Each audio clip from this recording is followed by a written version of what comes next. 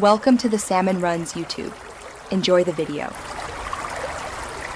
You must act now. Disconnect the negative battery terminal and wait at least 10 minutes to let capacitors discharge.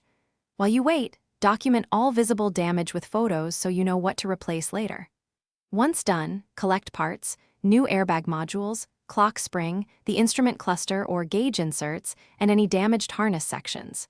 Make sure to wear ESD-safe gloves and keep screws labeled. This prevents confusion during reassembly and protects sensitive electronic components. You will remove dash trim, steering wheel, and instrument cluster in a controlled order to expose airbags and the SRS control module. Once accessible, scan the system for fault codes so you understand which circuits triggered deployment. This guides targeted repairs. As you replace modules, inspect wiring for hidden damage. Repair with solder and heat shrink tubing or OEM-grade connectors to restore continuity. Make sure to torque fasteners to factory specs. Loose mounts can cause electrical noise or new faults. You reassemble in reverse order, making sure each connector is fully seated and keyed.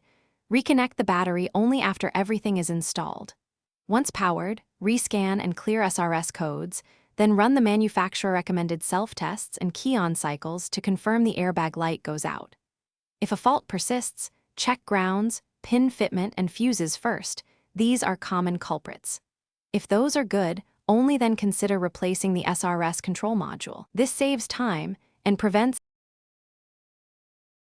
Thanks for watching.